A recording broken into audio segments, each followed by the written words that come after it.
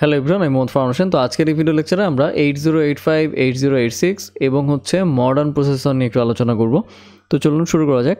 তো প্রথমে আসি 8085 নিয়ে। এটা কি হচ্ছে? এটা হচ্ছে সিম্পল 8 বিট প্রসেসর, মানে 8টা বিট প্রসেস করতে পারে। এটা রিলিজ হয়েছে আপনার 1976-এ। what it is a basic computer brain that can do simple task. এটা একটা কম্পিউটার, একটা বেসিক ব্রেন যে আসলে সিম্পল টাস্কগুলো কমপ্লিট করতে পারে। এর speed very slow by today's standard, মানে এখনকার সময়ের যদি আপনি চিন্তা করেন তাহলে অনেক slow. Memory can work with small memory, হ্যাঁ, লাইক এ স্মল নোটবুক।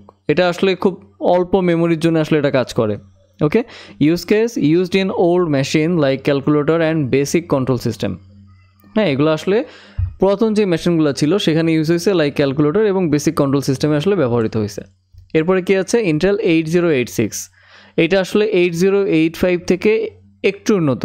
হ্যাঁ, এটা রিলিজ হয়েছে আপনার 1978-এ এবং এটা কি যে স্মার্টার দেন 8085। এটা 8085 থেকে smarter, can handle more information and work ফাস্টার।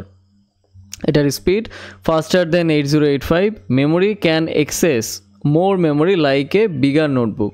So basically 8086টা 8085-এর একটা মডার্ন ভার্সন বা আপডেটেড ভার্সন। ওকে, এবং এটার ইউজ কেস কোথায়? Used in early personal computers.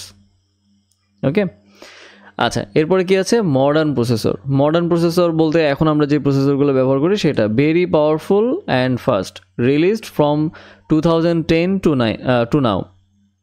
যেমন Intel core i3, core i5, core i7 এগুলা। হ্যাঁ, what it is? Super fast smart processor, can do many things at the same time. হ্যাঁ, এগুলো আসলে অনেক বেশি ফাস্ট হয়ে থাকে এবং ডেফিনেটলি 8085 এবং 8086 থেকে ফাস্টার।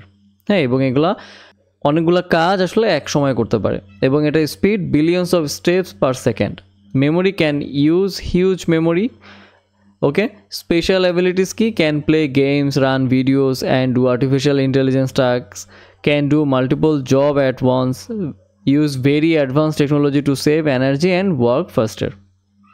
ওকে, সো নর্মালি যদি আপনাদের এরকম কোনো ডিফারেন্স দেওয়া থাকে যে 8085, 8086 এবং মডার্ন প্রসেসরের মধ্যে ডিফারেন্সগুলো কি, তখন আপনারা আসলে এই পয়েন্টগুলো যদি লিখেন তাইলে ইনশাল্লাহ হয়ে যাবে।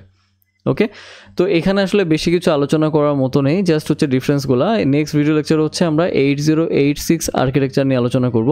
তো আজকের মতো এই পর্যন্তই। আশা করি আপনারা সবাই বুঝতে পেরেছেন। এরপর যদি আপনাদের কোনো প্রবলেম থেকে থাকে আপনারা আমাকে মেইল করতে পারেন, আমি অবশ্যই মেইল ব্যাক করার চেষ্টা করব। ধন্যবাদ সবাইকে।